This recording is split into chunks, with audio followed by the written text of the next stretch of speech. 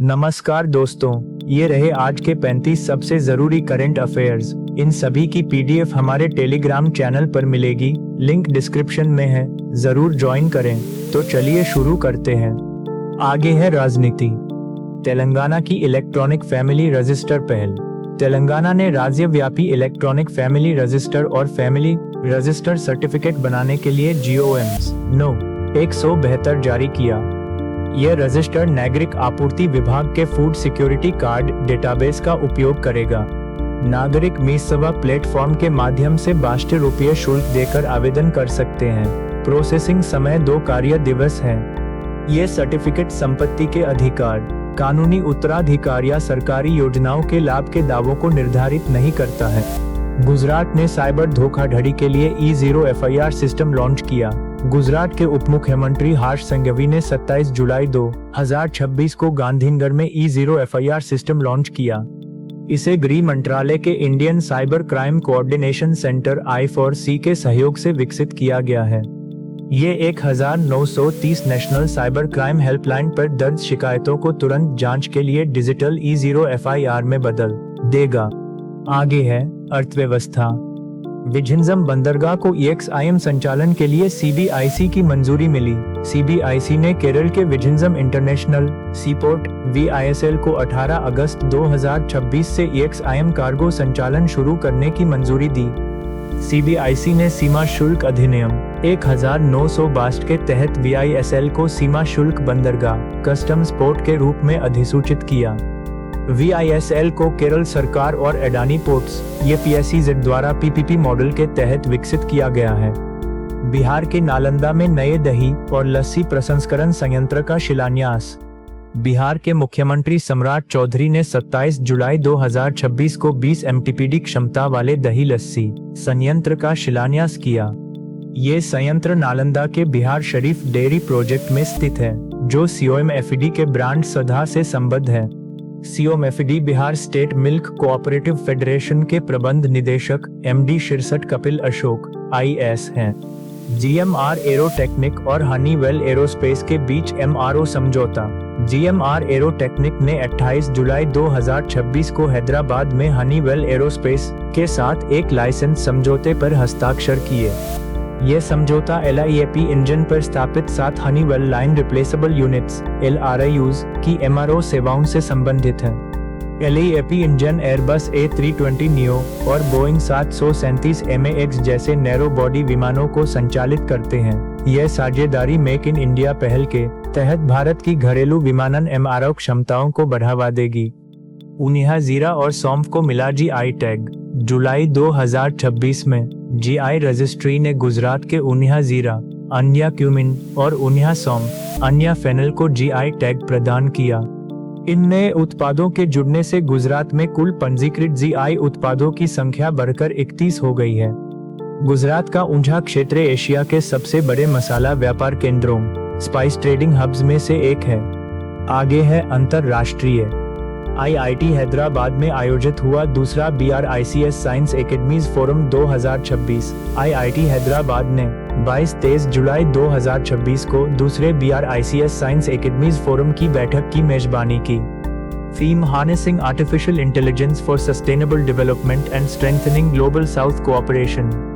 INSA द्वारा आयोजित इस फोरम में AI संचालित 5 प्राथमिकता वाले क्षेत्रों पर ध्यान केंद्रित किया गया। भारत ने नई दिल्ली में आपदा जोखिम न्यूनीकरण बेर तीसरी BRICS मंत्रिस्तरीय बैठक की भी मेजबानी की, जिसकी अध्यक्षता राज्य मंत्री नित्यानंद राय ने की। राष्ट्रपति द्रौपदी मुर्मू की मोल्दोवा, उत्तर मैसेडोनिया और रोमानिया की राजकीय यात्रा। राष्ट्रपति द्रौपदी मुर्मू ने 19 से 25 जुलाई 2026 तक मोल्दोवा, उत्तर मैसेडोनिया और रोमानिया की राजकीय यात्रा की। मोल्दोवा में भारत ने द्विपक्षीय सहयोग को बढ़ावा देने के लिए 3 road map, trade, technology, talent का अनावरण किया। उत्तर मैसेडोनिया की यात्रा किसी भारतीय राष्ट्रपति की पहली यात्रा थी, जहां उन्होंने महात्मा गांधी की प्रतिमा का अनावरण किया। रोमानिया में उन्हें BUES से डॉक्टर होनोरिस कोसा उपाधि मिली। दोनों देशों ने 2028 को भारत रोमानिया नवाचार वर्ष घोषित किया। नातू ला दरे के जरिए भारत चीन सीमा व्यापार की बहाली। भारत और चीन 1 अगस्त 2026 से पूर्वी सिक्किम के नाथुला दरे नाथुला पास से सीमा व्यापार फिर शुरू करेंगे। कोविड-19 और सीमा तनाव के कारण यह व्यापार 2020 से निलंबित था। इससे पहले यह 2006 में फिर खुला था। उत्तराखंड का लिपुलेख दर्रा लिपुलेख पास दूसरा एकमात्र नामित भारत चीन सीमा व्यापार मार्ग है जो 2020 से निलंबित है। विदेश सचिव विक्रम मिस्री ने द्विपक्षीय संबंधों पर चर्चा के लिए 27 जुलाई 2026 को चीनी उप मंत्री सन हायन से मुलाकात की। आगे है विज्ञान और तकनीक। EIL और CSIR IMMT ने महत्वपूर्ण खनिजों के R&D के लिए MOU पर हस्ताक्षर किए। EIL और CSIR IMMT भुवनेश्वर ने जुलाई 2026 में महत्वपूर्ण और रणनीतिक खनिजों के R&D के लिए MOU पर हस्ताक्षर किए। इस MOU पर राजीव अग्रवाल और रामानुज नारायण, निदेशक CSIR IMMT, ने हस्ताक्षर किए। EIL ने समुद्री क्षेत्र की परियोजनाओं के लिए महानिदेशालय समुद्री प्रशासन DGMA के साथ भी साझेदारी की। SpaceX के स्टारशिप का 13वां परीक्षण उड़ान सफलतापूर्वक पूरा। SpaceX ने जुलाई 2026 में स्टारबेस टेक्सास से स्टारशिप का 13वां एकीकृत परीक्षण उड़ान सफलतापूर्वक पूरा किया। इसके तहत पहली बार 20 next generation Starlink version 3 V3 satellites तैनात किए गए और हिंद महासागर में स्प्लैश डाउन हुआ। ये मिशन भविष्य के आर्टेमिस चंद्र अभियानों के लिए नासा के ह्यूमन लैंडिंग सिस्टम HLS का समर्थन करता है। ओडिशा ने AI डेटा सेंटर के लिए HCL टेक और सार्वम AI के साथ समझौते किए। ओडिशा सरकार ने 14,257 करोड़ रुपए के AI डेटा सेंटर के लिए HCL टेक और सार्वम AI के साथ MOU किया। ये डेटा सेंटर भुवनेश्वर के ओडिशा सॉवरेन AI पार्क में बनेगा। HCL टेक 730 करोड़ रुपए निवेश करेगी। इसके तहत भुवनेश्वर में 2028 तक एक ग्लोबल डेवलपमेंट सेंटर GDC भी स्थापित किया जाएगा। अमरावती में एस्ट्राजेनेका इंडिया का integrated genomic solution centre. AstraZeneca India ने 28 जुलाई 2026 को अमरावती एमहार्ट का पहला integrated precision oncology genomic centre launch किया। ये केंद्र फेफड़ों और स्तन कैंसर के लिए जेनेटिक रिसर्च, AI संचालित स्क्रीनिंग और नेक्स्ट जेन जेनेटिक टेस्टिंग पर केंद्रित है। सरकारी अस्पतालों में स्मार्ट स्क्रीनिंग टूल तैनात करने के लिए एस्ट्राजेनेका ने स्टैंड लाइफ साइंसेज और क्यूर ओरिआई से साझेदारी की। चीन ने स्वदेशी फ्यूजन सुपर कंडक्टिंग मैग्नेट का परीक्षण किया। चीन ने 27 जून 2026 को हेफेई में 2 स्वदेशी सुपर कंडक्टिंग मैग्नेट का परीक्षण पूरा किया। इसमें 582 टन का टोरॉइडल फील्ड मैग्नेट, अब तक का सबसे बड़ा और high temperature central solenoid coil शामिल है। इन्हें CRAFT कृत्रिम सूर्य कार्यक्रम के तहत 100% घरेलू आपूर्ति श्रृंखला के साथ विकसित किया गया है। चीन का लक्ष्य वर्ष 2030 के आसपास फ्यूजन ऊर्जा फ्यूजन पावर उत्पादन शुरू करना है। केरल ने शुरू किया NNM AI स्मार्ट मौसम स्टेशनों का एकीकरण। केरल ने क्लाइमेट स्मार्ट कृषि के लिए 28 जुलाई 2026 को NNM AI स्मार्ट मौसम स्टेशनों को एकीकृत किया। NNM AI शिक्षा मंत्रालय के सहयोग से संचालित IIT रोपर का कृषि क्षेत्र में AI का उत्कृष्टता केंद्र कोई है।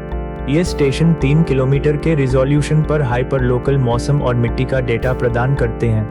पंजाब 30 मार्च 2026 तक 100 NNM AI स्टेशन स्थापित करने वाला पहला राज्य था। अंतरिक्ष प्रक्षेपण वाहनों के लिए स्वदेशी सेमीकंडक्टर। केंद्रीय मंत्री अश्विनी वैष्णव ने अंतरिक्ष प्रक्षेपण वाहनों में भारत निर्मित सेमीकंडक्टर के उपयोग की घोषणा की। स्काई रूट एरोस्पेस का विक्रम-1 टेस्ट फ्लाइट 1 कक्षा में पहुंचकर भारत का पहला निजी तौर पर विकसित ऑर्बिटल क्लास रॉकेट बना। SCL और VSSC द्वारा विकसित भारत का पहला स्वदेशी 32 bit micro processor VIKR M32 ODN PSLV C60 के POM4 पर सत्यापित हुआ। IIT माद्रास और इसरो ने SHAKTI प्रोसेसर पर आधारित IRIS indigenous RIS CV controller for space applications विकसित किया। आगे है पर्यावरण। फ्रांस में पहली बार दर्ज किया गया पायरोक्यूमुलोनिम्बस बादल। फ्रांस के गिरोंड में 24 जुलाई 2026 को जंगल की आग के ऊपर देश का पहला पायरोक्यूमुलोनिम्बस पिरो-सीबी बादल देखा गया। पायरोक्यूमुलोनिम्बस एक आग जनित तूफान फायर जनरेटेड थंडरस्टॉर्म बादल है जो अत्यधिक गर्मी, धुएं और नमी से बनता है। ये बादल बिजली और तेज हवाएं पैदा कर आग को भड़काता है। ये आमतौर पर ऑस्ट्रेलिया और उत्तरी अमेरिका में पाया जाता है। अंतर्राष्ट्रीय मैंग्रोव पारिस्थितिकी तंत्र संरक्षण दिवस 2026 यूएनईएससीओ ने 26 जुलाई 2026 को 11वां अंतर्राष्ट्रीय मैंग्रोव पारिस्थितिकी तंत्र संरक्षण दिवस मनाया। यह दिन ग्रीन पीस कार्यकर्ता है हाउ डैनियल ननोटो की याद में मनाया जाता है, जिनका निधन 26 जुलाई 1998 को इक्वाडोर में हुआ था। महाराष्ट्र में कवक की नई प्रजाति माइक्रोपोरेलस कोल्हापुरेंसिस की खोज। 27 जुलाई 2026 को महाराष्ट्र के कोल्हापुर जिले में कवक फंगस की नई प्रजाति माइक्रोपोरेलस कोल्हापुरेंसिस खोजी गई। इसकी खोज डॉ. अंजलि पाटिल और योगेश पाटिल ने की। शोध बीएसआई के जर्नल निलंबो में प्रकाशित हुआ। ये एक मृतोपजीवी सेप्रोट्रोफिक कवक है। वैश्विक स्तर पर माइक्रोपोरेलस जीनस की लगभग 36 प्रजातियां हैं। मॉर्थ द्वारा संशोधित पीयूसीसी वैधता पर मसौदा अधिसूचना जारी। मॉर्थ ने पीयूसीसी 3.0 योजना के तहत बीएसवीआई वाहनों के लिए संशोधित पीयूसीसी वैधता अवधि का प्रस्ताव दिया। बीएसवीआई निजी वाहन 6 वर्ष तक के लिए 3 वर्ष, 6-10 वर्ष हेतु वार्षिक, 10 वर्ष से अधिक हेतु 6 मासिक वैधता। बीएसवीआई कमर्शियल वाहन हेतु 2 वर्ष, बीएसआईवी हेतु 6 मासिक, बीएसआईआईआईआईआई हेतु 3 मासिक नवीनीकरण का प्रस्ताव। अंतर्राष्ट्रीय बाघ दिवस 2026 बाघ संरक्षण के प्रति जागरूकता बढ़ाने के लिए 29 जुलाई 2026 को वैश्विक स्तर पर मनाया गया। वर्ष 2026 की theme securing the future of tigers with indigenous peoples and local communities at the heart. इसकी शुरुआत 2010 में सेंट पीटर्सबर्ग टाइगर समिट रूस में TX2 लक्ष्य के साथ हुई थी। दुनिया के 70% से अधिक जंगली बाघों के घर भारत में 2026 तक 58 टाइगर रिजर्व हैं। आगे है सरकारी योजनाएं। हिमाचल प्रदेश ने शुरू की मुख्यमंत्री मछुआरा सम्मान निधि योजना। जुलाई 2026 में हिमाचल प्रदेश के सीएम सुखविंदर सिंह सुक्खू ने जलाशय मछुआरों के लिए यह योजना शुरू की। वार्षिक मछली पकड़ने के प्रतिबंध अवधि के दौरान 3,700 परिवारों को 3,500 रुपये की एक मुश्त सहायता मिलेगी। ये योजना 5 जलाशयों गोबिंद सागर, पोंग बांध, कोल बांध, चमेरा और रणजीत सागर को कवर करेगी। इस योजना पर राज्य सरकार का अनुमानित वार्षिक खर्च 1.20 करोड़ रुपए है। कोसी मेची अंतर्राज्यीय नदी जोड़ो परियोजना। केंद्र ने PMKSY AIBP के तहत बिहार की कोसी मेची परियोजना को मंजूरी दी। मार्च 2029 तक पूरा करने का लक्ष्य। परियोजना की कुल लागत 6,282.32 करोड़ रुपए है, जिसमें 3,652.56 करोड़ रुपए की केंद्रीय सहायता शामिल है। ये कोसी नदी के अतिरिक्त पानी को मेची नदी महानंदा बेसिन में भेजेगी, जिससे 2.15 लाख हेक्टेयर सिंचाई क्षमता बढ़ेगी। इससे बिहार के 4 उत्तर पूर्वी जिलों मेनिस्तर, अरिया, पूर्णिया, किशनगंज और कटिहार को लाभ मिलेगा। महाराष्ट्र RKVY की दूसरी किस्त के लिए अर्हता प्राप्त करने वाला पहला राज्य बना। महाराष्ट्र ने पहली किस्त का 75% से अधिक 260 करोड़ रुपए उपयोग कर RKVY की दूसरी किस्त के लिए पात्रता हासिल की। RKVY RFATAR funding pattern. केंद्र राज्य 60, 40 पूर्वोत्तर हिमालयी राज्य 90, 10 और केंद्र शासित प्रदेशों के लिए 100% है। कृषि और संबद्ध क्षेत्रों के लिए PM RKVY के तहत वित्त वर्ष 2024-25 हेतु 7,553 करोड़ रुपए आवंटित किए गए। नवाचार और उद्यमिता कार्यक्रम 2023-26 का लक्ष्य 3,500 प्लस एग्री स्टार्टअप्स को प्रशिक्षित करना और 2,200 को वित्त पोषित करना है। आगे है चर्चित व्यक्ति। प्रहलाद जोशी ने शिक्षा मंत्री का अतिरिक्त प्रभार संभाला। राष्ट्रपति द्रौपदी मुर्मू ने जुलाई 2026 में केंद्रीय मंत्री प्रहलाद जोशी को भारत का 10वां केंद्रीय शिक्षा मंत्री अतिरिक्त प्रभार नियुक्त किया। NIET UG 2026 पेपर लीक विवाद की नैतिक जिम्मेदारी लेते हुए धर्मेंद्र प्रधान ने संविधान के आर्टिकल 75 के तहत इस्तीफा दे दिया। Naresh Pal gang war 1994 batch IAS को वाइनीत जोशी के स्थान पर उच्च शिक्षा विभाग डिपार्टमेंट ऑफ हायर एजुकेशन का सचिव नियुक्त किया गया। TK Anil Kumar 1995 batch IAS ने स्कूल शिक्षा और साक्षरता विभाग के सचिव का पदभार संभाला। प्रहलाद जोशी नए केंद्रीय शिक्षा मंत्री नियुक्त। प्रहलाद जोशी ने धर्मेंद्र प्रधान के इस्तीफे के बाद 25 जुलाई 2026 को केंद्रीय शिक्षा मंत्री का पदभार संभाला। जोशी के पास उपभोक्ता मामले और नवीन एवं नवीकरणीय ऊर्जा मंत्रालय का भी प्रभार है। भारत के पहले शिक्षा मंत्री मौलाना अबुल कलाम आजाद थे। उनका जन्मदिन 11 नवंबर राष्ट्रीय शिक्षा दिवस के रूप में मनाया जाता है। आगे है खेल जगत। ज्ञानेश्वरी यादव ने राष्ट्रमंडल खेल 2026 में रजत पदक जीता। ज्ञानेश्वरी यादव ने 27 जुलाई 2026 को ग्लासगो राष्ट्रमंडल खेलों में महिलाओं के 53 केजी भारोत्तोलन में रजत पदक जीता। छत्तीसगढ़ की 23 वर्षीय खिलाड़ी ने कुल 199 KG 88 KG snatch 111 KG clean and jerk व्यक्तिगत सर्वश्रेष्ठ भार उठाया। नाइजीरिया की ओनोम ओमोलोला दीदिया ने स्वर्ण 206 केजी और कनाडा की रेबेका ग्रोल्क्स ने कांस्य 178 केजी पदक जीता। ये राष्ट्रमंडल खेल 2026 में भारत का कुल 5वां और भारोत्तोलन में चौथा पदक था। सर्वेश कुशारे ने सीडब्ल्यूजी ऊंची कूद में रजत पदक जीता। भारतीय एथलीट सर्वेश अनिल कुशारे ने ग्लासगो राष्ट्रमंडल खेलों सीडब्ल्यूजी में 2.25 मीटर कूद के साथ रजत पदक जीता। सीडब्ल्यूजी ऊंची कूद में यह भारत का सर्वश्रेष्ठ प्रदर्शन है, जिसने तेजस्विन शंकर के पिछले कांस्य पदक के रिकॉर्ड को पीछे छोड़ा। जमैका के रोमेन बेकफोर्ड ने स्वर्ण 2.25 मीटर और स्कॉटलैंड के जैक किमानी ने कांस्य पदक 2.20 मीटर जीता। कुशारे के नाम 2.31 मीटर का भारतीय राष्ट्रीय ऊंची कूद रिकॉर्ड दर्ज है। कॉमनवेल्थ गेम्स में शर्मिला धांकर ने भारत का पहला पैरा एथलेटिक्स गोल्ड जीता। कॉमनवेल्थ गेम्स में महिला F57 शॉट पुट में शर्मिला धांकर ने गोल्ड और शिल्पा शायला ने ब्रॉन्ज 7.26 जीता।